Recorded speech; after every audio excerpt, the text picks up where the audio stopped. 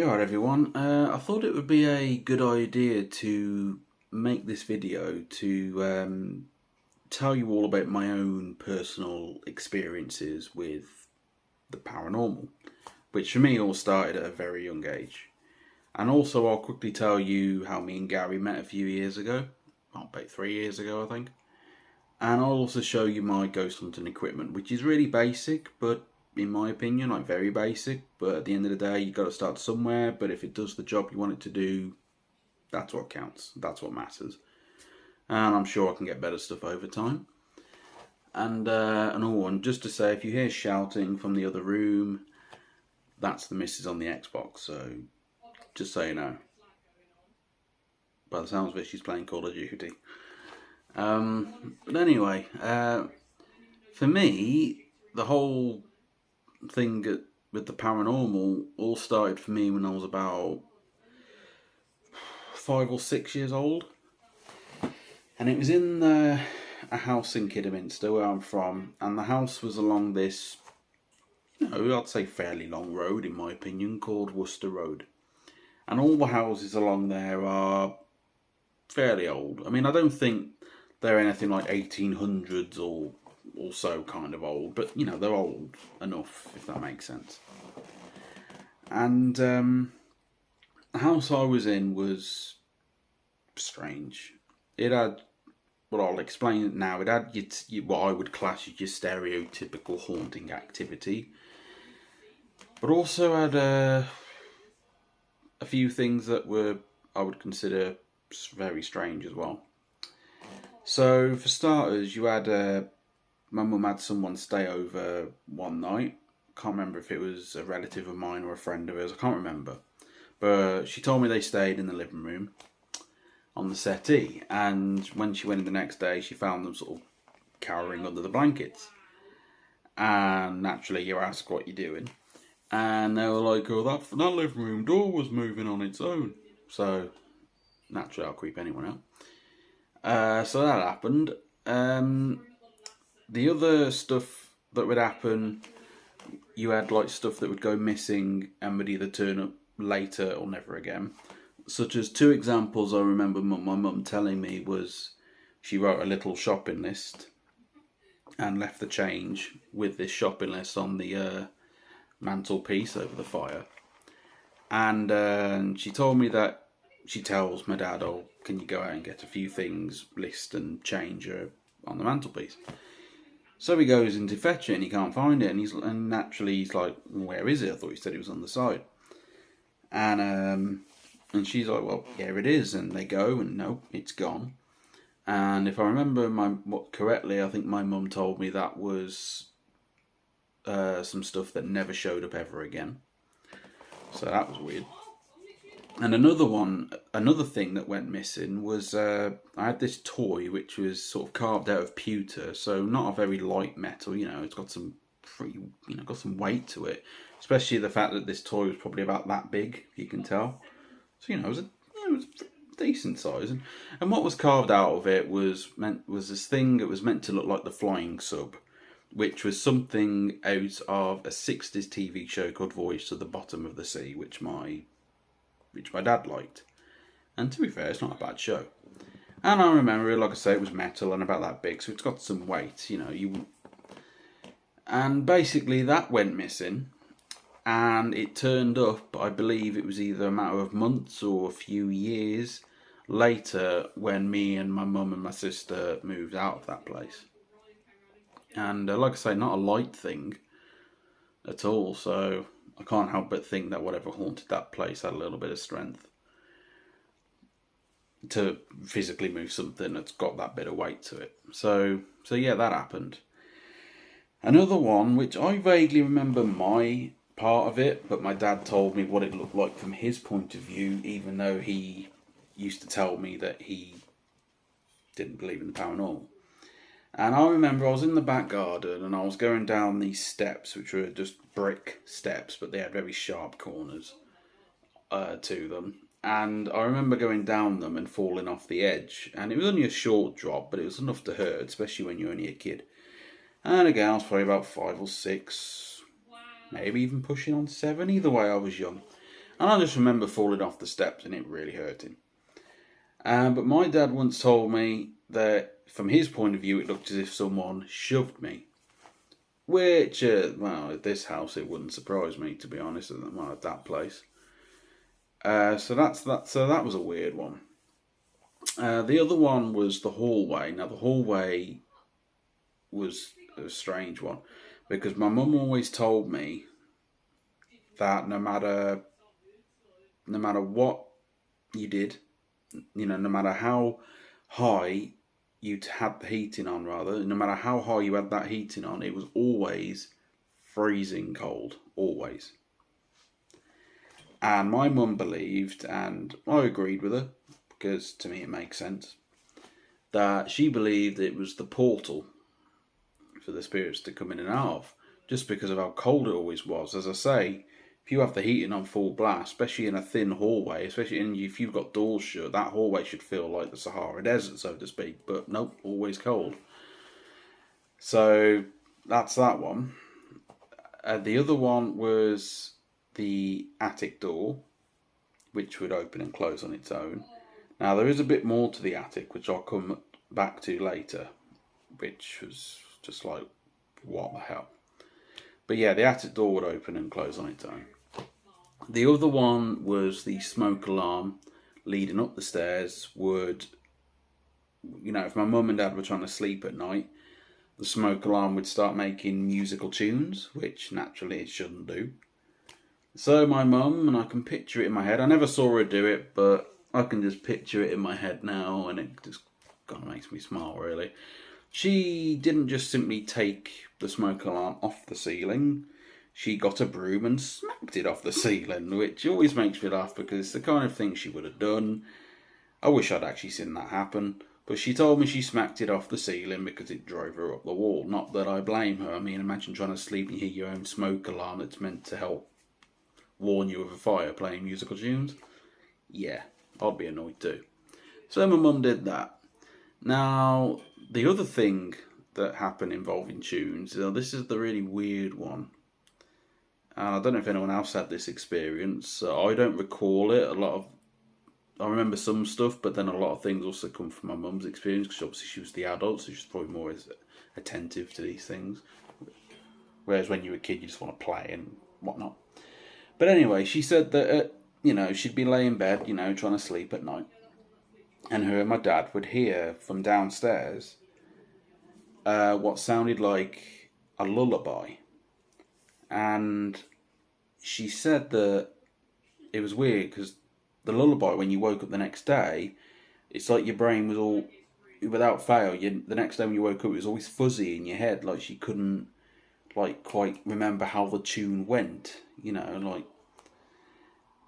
But when she said that her and my dad would check all of mine and my sister's toys, she said it was absolutely none of those toys whatsoever. None of them had that similar sort of sound. And especially none of them had any sort of tune that jogged their memory. So that was a really weird one. It was like, you hear it at night, but the next day, it's a haze. It's like, that's very weird, very strange. So I don't know if anyone else had that experience. Let me know if you have, because it's very odd. But anyway, so there's that. The other one was the front bedroom, because I had 2 rooms at one point, not at the same time. Like first I had a back room and then I had the front room, or vice versa. Now this front bedroom, which was a fair size, really. It was I've always wondered. It was a fair size, this front bedroom, and in the corner of the room was this sort of bit that dipped behind the wall, sort of like a little alcove. I've never seen any other house have anything like that, but just this one. And I never saw anything there, but I always felt, without fail, I remember this clearly, I always felt compelled to go towards that part of the room and look around that corner, as if something in here was saying, oh, you best go and check around there before you go to sleep, or before you spend time in general in this room. So that was a very odd one. I don't know, I'd love to know why. So that happened. The other one was in the back room, when I had the back room. I remember just about clearly Now, this is the weird one. I don't remember seeing anything in front of me. I remember I had a Doctor Who sort of poster that my dad had put up. Keep in mind, this is when Doctor Who, after Doctor Who was cancelled, so it was an old poster, classic Who. Give you a rough idea of the year. So yeah, and I just remember looking at it and being, I suppose you could say, in fear. But I don't know why, because Doctor Who never scared me. It still doesn't, it's something I enjoy. But it's as if, I don't know, do you know how I can describe it? It's as if I knew something was in front of me watching, but I couldn't see it, and I just felt scared, and I just remember my parents coming in the room. They must have heard me whimpering or something. But the other one, now I think we're getting to the final two things. Now, the attic one I'm going to leave to the very last. Now, the one night, and I remember this as clearly as I can see this room, I remember being, my mum and dad, and I think my sister was born at this point, were asleep in their room, which was next to my room. This was when I had the back room. And I went onto the landing, and I remember, as I say, I remember it as vividly as I can see this room. So I'm stood on the landing. You got my mum and dad's room there. You got my room next to them there. The stairs to my right.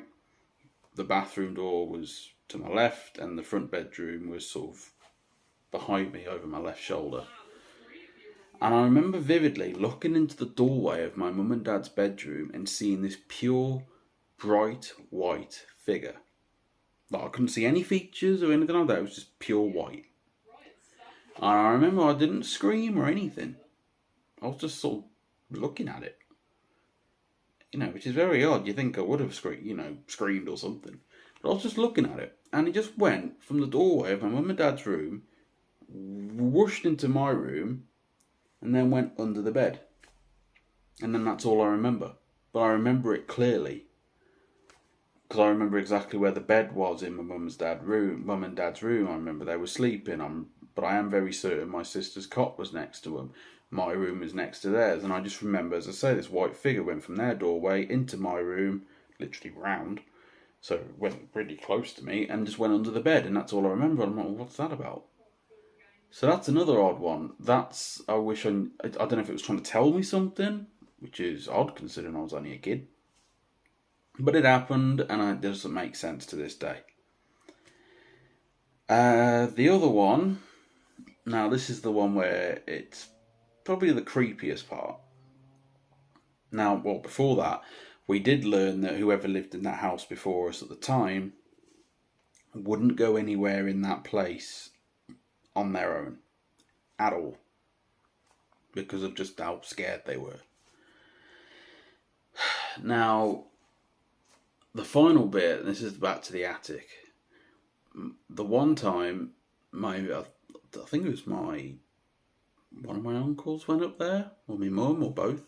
But they went either way, went up into the attic, and they discovered a noose, and you heard me right, an actual noose, and I believe it was hung up in there, and they found a carpet with stains of blood on. Makes me chill just thinking about it. I don't remember seeing this with my own eyes, but I do remember the attic being open and them messing around up there. But I didn't understand what. I think something was fetched down at one point, but I think it was like a model or something.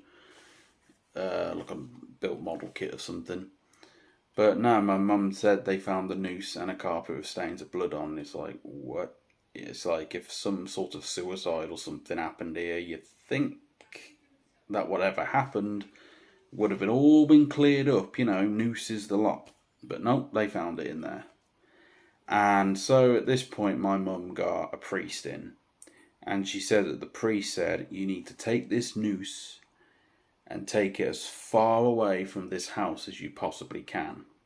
So my uncle took it all the way down to Gloucester Docks and dumped it in there. So from Gloucester Docks, Kidderminster, fair enough distance really. But that's really all I remember or know of that house from when I was a kid. But yeah, the whole figure thing and the noose and the carpet thing are just freaky. I did try with a friend of mine years ago.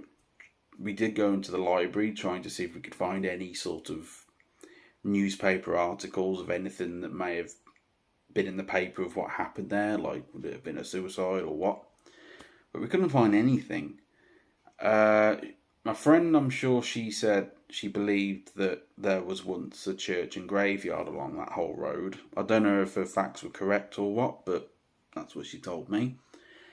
Another one that I was told, I can't remember if it was by her or my mum, I think it was my mum, that the little tiny, and I mean tiny sort of woodland, which was sort of down from the house and up a bank, apparently someone did actually hang themselves there, but that doesn't explain the one in the loft with the blood on the carpet.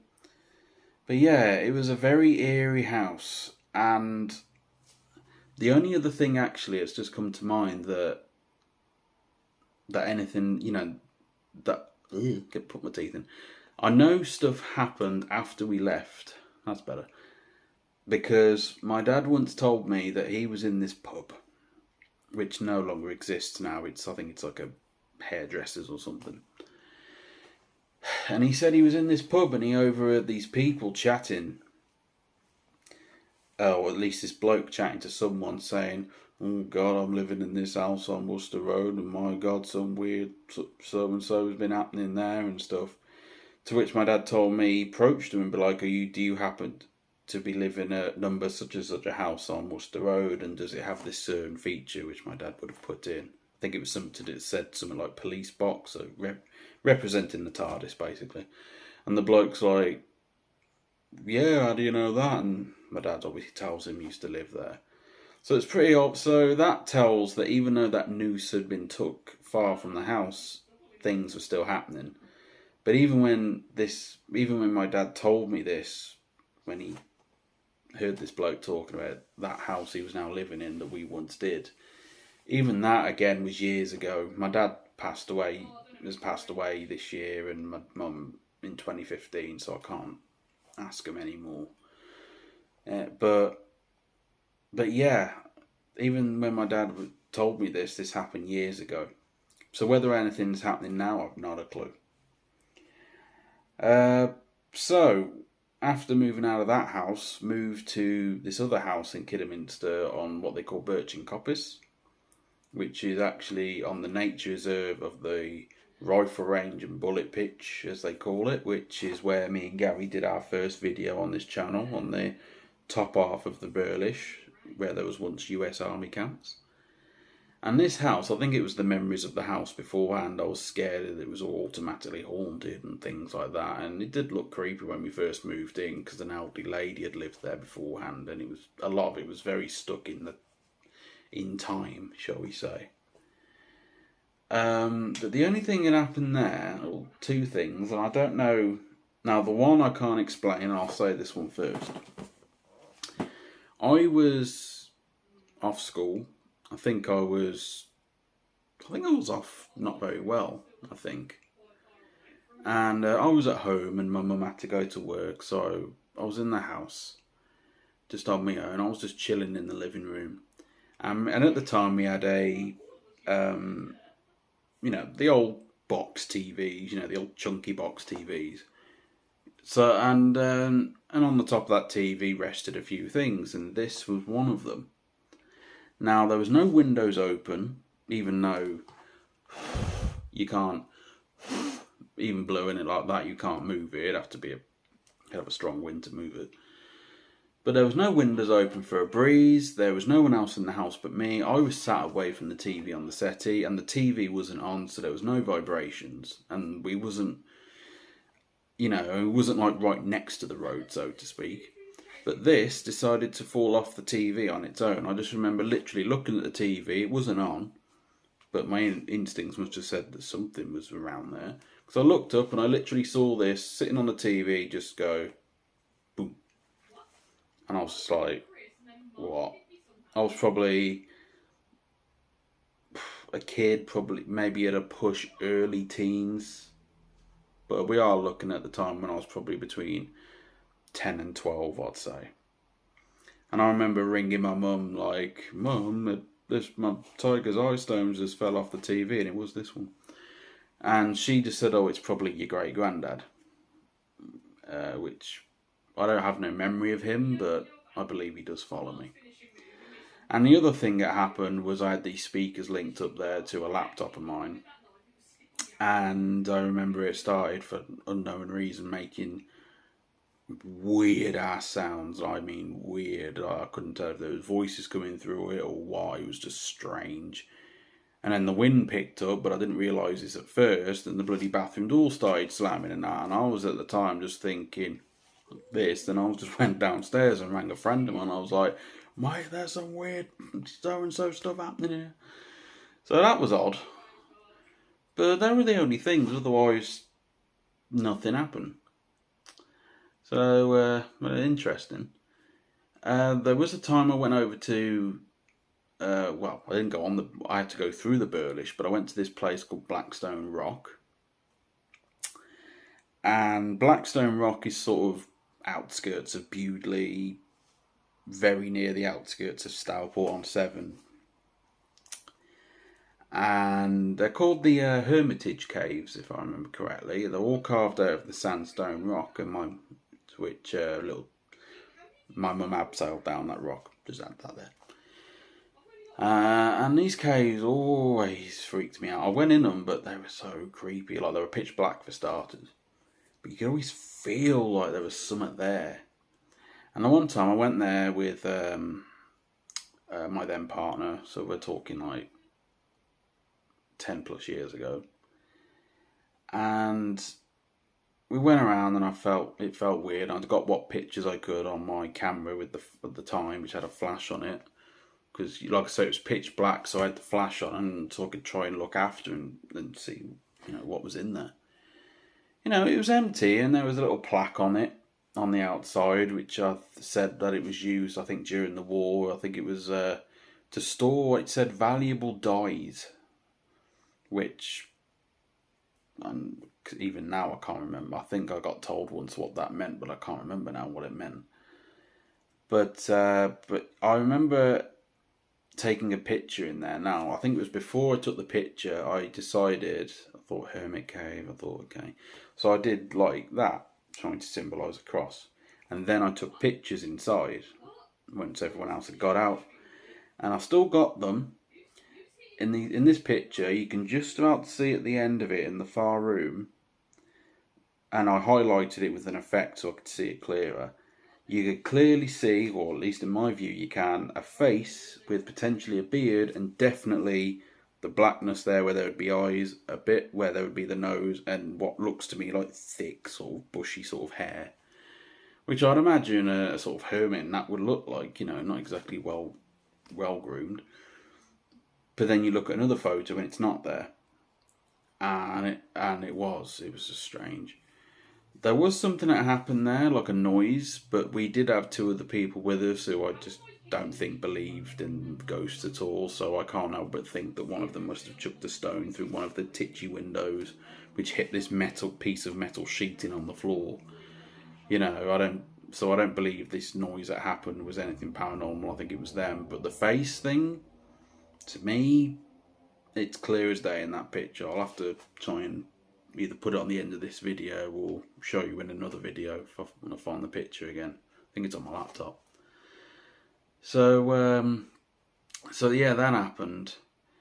But before this visit, I've got it back to front. But before this visit, me and my friend were walking my cousin home through this sort of virtually pitch black sort of country lanes, if you like, for it to get home.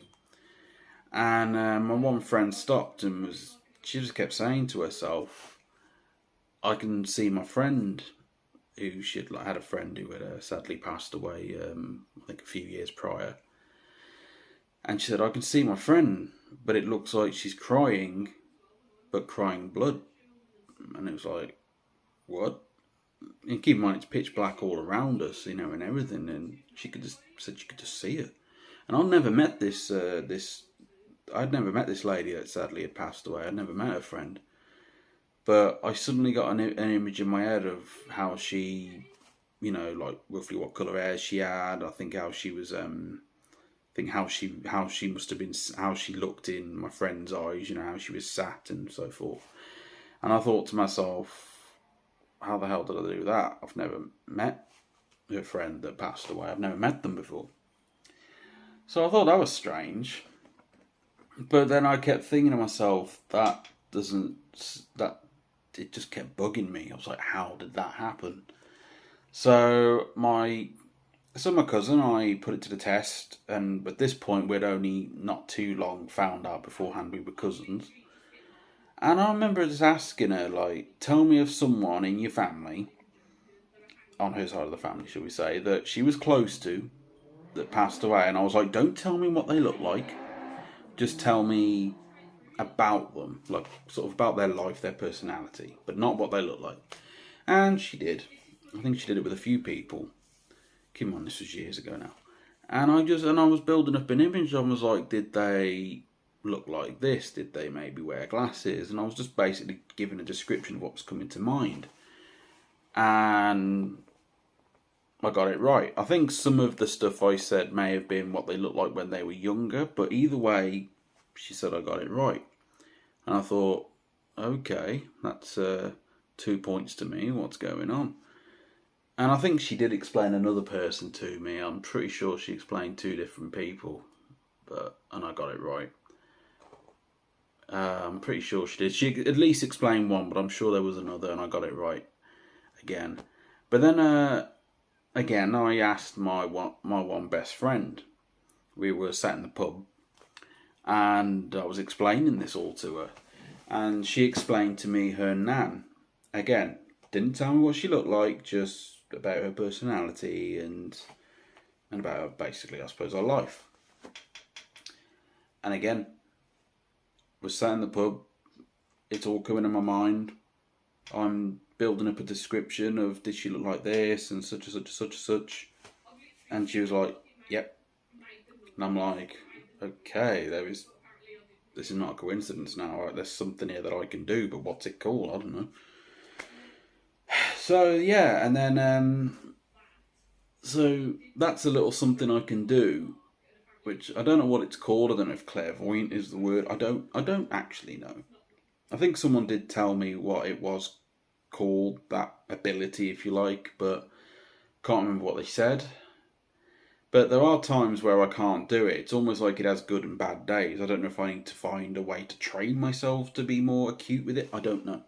But there are some times where I struggle. Which I can think of an example, actually, which I'll get to in a minute, which involves Gary. Which I won't say much of, because it was about something that's personal to him, and that's not fully up to me to go into that whole story of, if he wants to tell that on his own video or experiences, that's entirely up to him. But I'll tell you how I first met Gary. Now, me and Gary, I started at this shop, which I'm sure a lot of you in the UK would have heard of and maybe even been to, called The Range. And I started at the one in Kidderminster, which I think I was told is the biggest one out of them all. And gee, it felt it when you had to walk it. But it was fun. And the one day, I go along into the garden area and there's this tall dude. And I don't think he said a lot at first. Well, obviously he didn't know me, but I'd got quite comfy into the role, and I'd almost talk to anybody. And I don't know, I just felt almost like comfy with this bloke, and I never even knew him. Obviously I didn't even know his name at first. And I just felt comfy, and I think I had these 2 broomsticks, literally the actual sticks, the broom weren't on the end. And I think I just went into a Star Wars joke, or I feel like General Grievous for any Star Wars fans, you know what I mean? Spinning them both, all this business. And he started laughing, I remember. And I was like, I just feel really comfy with this bloke. He seems really cool, just instantly. And obviously over time, over a short time, we get talking, and we become friends.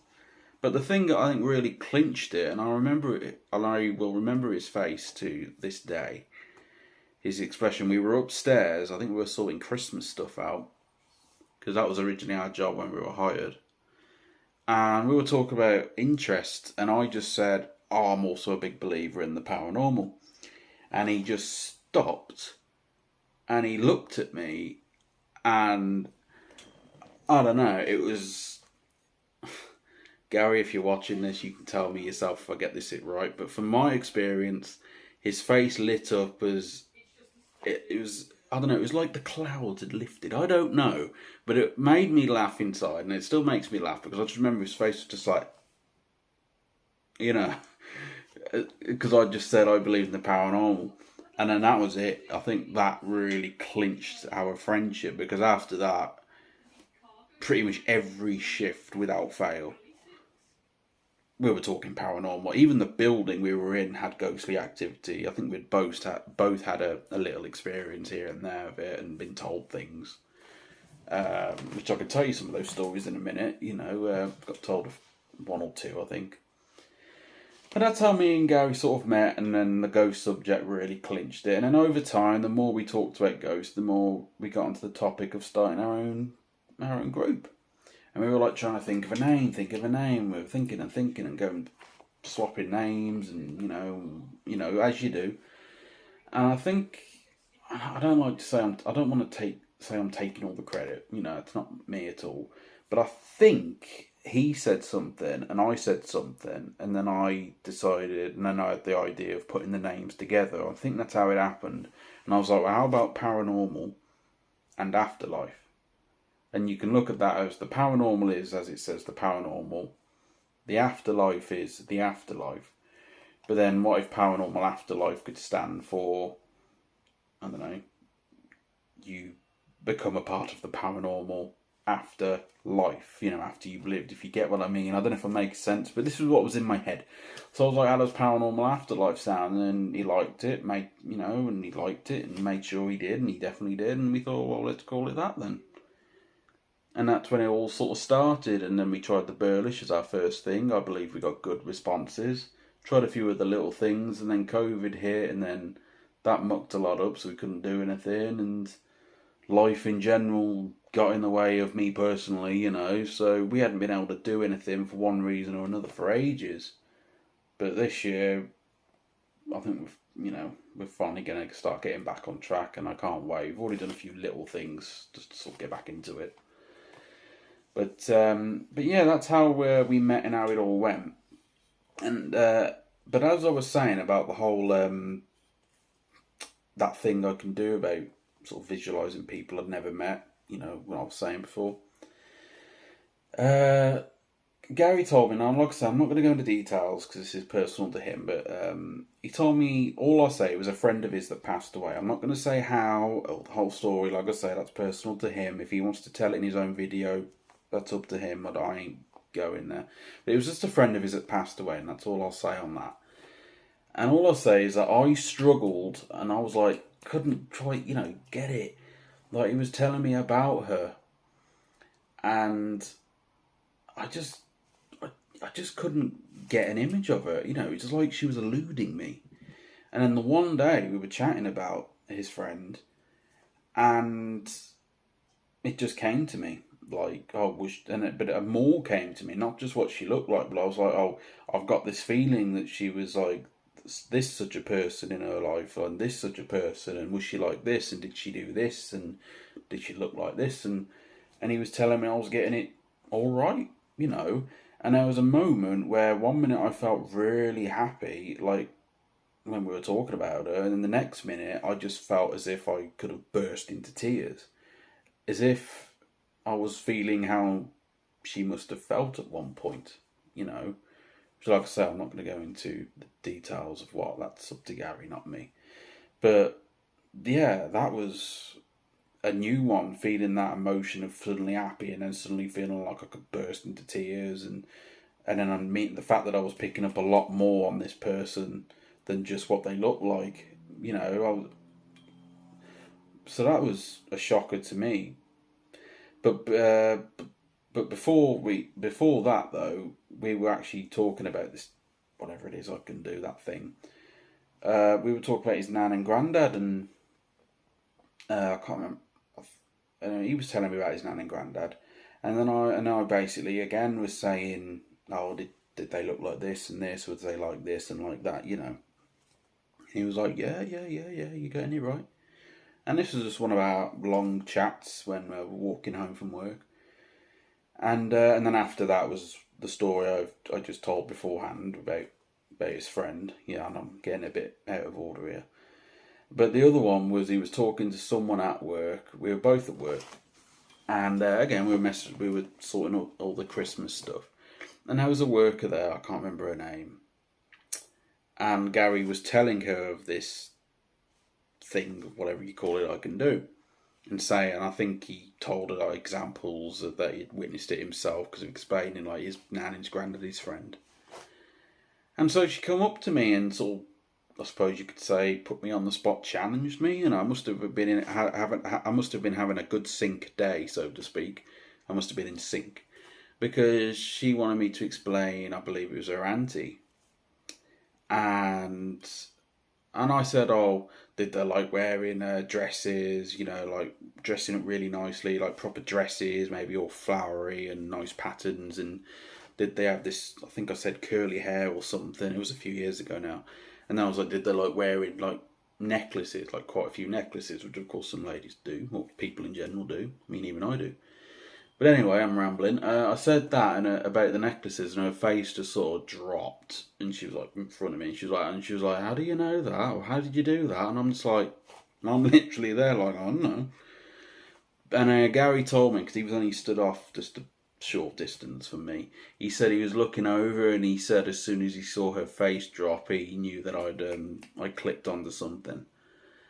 So yeah, I don't know what that thing is called I can do, but if anyone sees this video and you've made it this far into it and can tell me, please comment. I'd love to know, and if there's a way I can tune it better. But yeah, that happened. So that's pretty much how me and Gary met, and that's just the mad journey it's been ever since. And whenever we see each other, or even on Facebook, we're always chatting, like in general, like how he's doing, how's life going, and when we're next going to meet up. Now that we're getting things back on track, and yeah, he's just been a great friend, and I'd always wanted to start my own ghost group, and even though it's gone a bit wobbly due to COVID and everything and life in general, I'm glad I got to start it, and I'm glad I got to start it with him because he's a good friend, and we're sort of like, I would like to think, on the same wavelength, So that's the me and Gary story, shall we say. And I'll quickly say the PAL logo was done by a friend of mine, which is my missus' best friend, and her art is absolutely out of this world phenomenal. I love it. And she's very, very good at doing horror art, which is why I asked her about doing the logo from Paranormal Afterlife, or as we call it, PAL for short. I gave her the basic idea of what I wanted, and I knew what I was going to get back was going to blow my mind, and it was. And that's the one you see on the intro of the first video. So if I remember, I'll put a link to her Etsy page, to her shop in the link below. So before we wrap the video up, I'll show you like I said at the start, the very basic ghost equipment. So for starters, we've got this. Typically I get one that acts a bit faulty at times, but when I get it working, it works. And it's, can you see that? Yeah, hang on, lean a bit closer. Yeah, you can probably see that. One of those laser grid pens. Which, there you go. Which is pretty damn powerful. If you take that off and just have the beam, I tell you what, it's almost like a little lightsaber. You can see the beam coming out of this thing if you take the cap off. It's just the dart. I tell you, it is strong. So that's this, which I've messed around with it for fun. As I said, it kind of looks like a lightsaber when you take this off, but that's just the nerd in me. But otherwise, I haven't really been able to have the ghosty test of this yet. So that's that. The next thing I got, so what was that, laser grid. I'll pretty sure you all know what this is. It's called a torch. Yeah, you know, just about standard torch, but you know, it didn't cost a lot, but it's bright enough. Does the job. Now you've probably seen this. I'm pretty sure I used it in the first video or another video. My ghost box. Now, I did a little story on this one. I did break this a bit. I took it out when I was meeting a friend because I was like, oh, look at my ghost box. And I had a few drinks, you know, just a few, he says. And I walked back home with this and I lost my iPhone, but I also, luckily I didn't lose this, but I somehow must have got water in it or something because the torch don't work. Sometimes it'll have a moment where it'll flash for a second when I push that, but otherwise it doesn't work, but it will light up red when it's in charge. So I think I've just busted the button mostly under here. Tried opening it. I just damaged the plastic a bit. So I couldn't do that. And I took the aerial off because I thought, oh, that sounds a good idea. Let's try and catch less radio stations and more static for sweeps. And I've lost the radio. I've lost the aerial. It still works, but yeah, it's not as pristine order as it should be, so that's my bad. But that's the little story, but nonetheless, it still works, and you can get this from Ghost Stop or any other reliable website that sells ghost tech. And I tell you, it is loud. You could use that as a speaker if you link it to your phone. So yeah, that does the radio sweep, standard silent EVPs, stuff like that, so that's worth getting. The other one, now this was my mum's, and I haven't got a big memory card for it, so it doesn't have a lot of video room, but this was my mum's. It might not be the best megapixels compared to what you can get today, but you know, this still does the job. If I can get a better memory card for it, then I do want to start using it to sort of, you know, place somewhere and then leave it on its own for a bit and see what it catches and things. But I've got that. You know, quality's alright. I mean, like I say, it's not 4K or anything like today, but it's not absolutely dreadful either. It's still, I think it's got like HD on it or something, but it's alright. So that's that. And the next one, I'll leave that other one till last because I want to experiment with it, and I'll tell you why. But the next one, you might have seen me use it. I'm not sure if I used it in a video or not. I can't remember. Is my Spirit Dausa, which is also Tiger's Eye.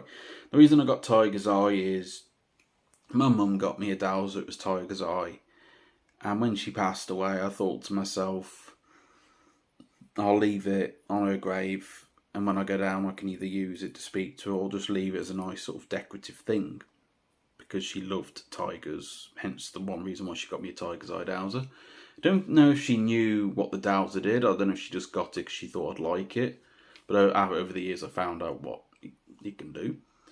But that Dausa went missing off her grave. So when I went to a place called Worcester, a place that I do like, proper old city, I went into this shop and I saw this. It was on a sort of bracket, kind of like that, and this was at the end. And I only did this lightly, and I literally watched as this bit went at me, like it jumped at me, and I thought, wow, this is clearly meant to be. I was already attracted to it and picked it up, first one. So yeah, I got another Tiger's Eye Dausa, and I love it. And I always try and keep it near the window, near my two sort of crystals here. So you got this Diddy one, which I got when I was at school as a kid from the Birmingham Museum. And this Big Beauty, which was my mum's, which came in this pouch, which has a little bit of paper in it. And I keep my Dausa near these in the window to try and catch natural sunlight, maybe moonlight, to try and naturally charge its energy and cleanse it. And sometimes I'll even put the Dausa in natural dirt, you know, sort of cleanse, you know, be, you know, in the earth, you know. And I find that does help. Now the next thing I'm going to show, now if you're a Star Trek fan of the original series, you're going to look at this and recognise it, and some might think, what is that? Or you're going to think I'm a bit crazy, which ain't far from the truth. But anyway, this thing. Now, it looks like nothing, right? Well, it looks like a thing. People don't question things. They think, oh, look, it's a thing. But yeah, this thing is based off a wall bracket off the original Star Trek series. And they've done this, so if I flick this switch up in a minute, it's got a sensor here and here. And when you walk by it, it makes this swoosh sort of noise, as if you were going through the doors on the Enterprise. It was my dad's. When he passed away, this was one of the few other things of his that I was given. I thought it was a little gimmick thing, I like it, so I use it for fun. But it has gone off in this new flat me and Becky are in. It has gone off a few times when no one's near it. And my headphone and my Xbox headphones in the other room have actually come off the wall, which they're on a nail, and they've actually fell off the wall when there's no reason to. So this place does have a ghostie. And we did get a tap on some plastic, which sounded like similar to that in the cellar. That video was uploaded very recently, like the other week. But this, what I'm getting at with this is I want to test this, because if this went off on its own, and it did, hung in the hallway of our flat, maybe I can use it to actually on ghost hunts. The only thing is that I could only probably use it in places where there's literally no wind or breeze, so outside would be a challenge, because, you know, but otherwise that's the noise it makes. So if you go by, he says, there we go, it'll make that noise. But it also has the red alert noise and a flashy light, which would be also good on a ghost adventure. So if you walk by it now,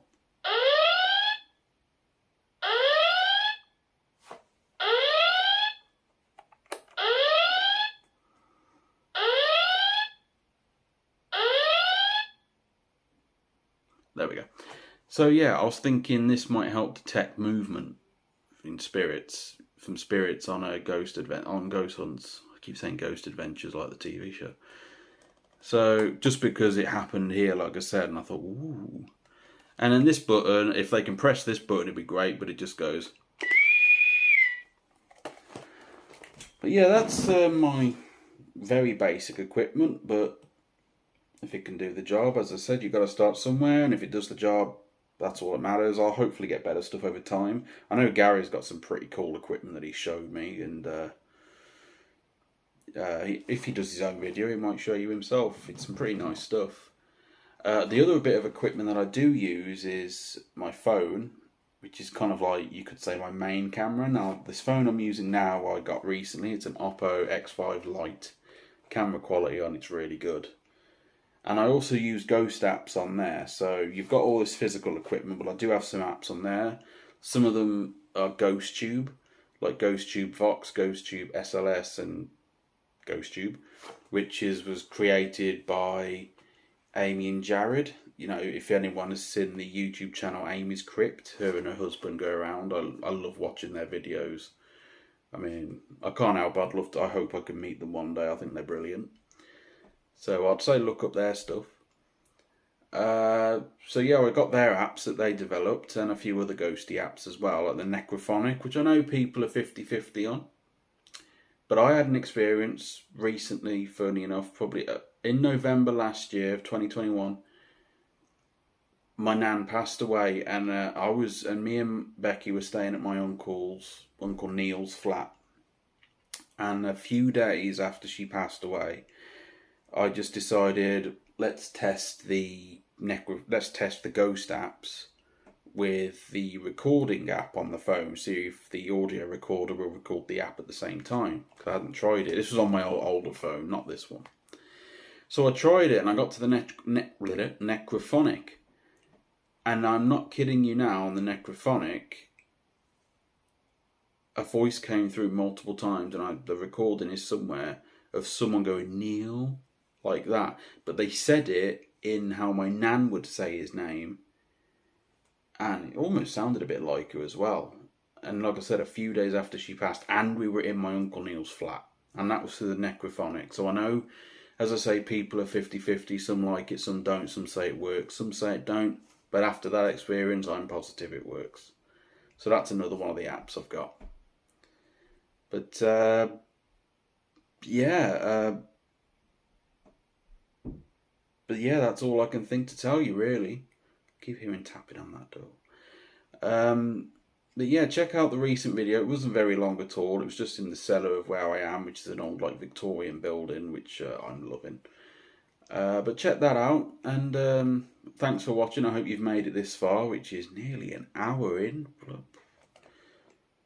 I said I'll talk to anyone, but it seems like I can talk a lot in general. But as I say, thanks for watching. I hope you enjoyed listening to me babbling on about this, that and the other.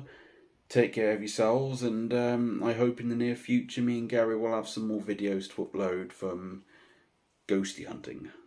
So in the meantime, take care and see you soon. Bye bye.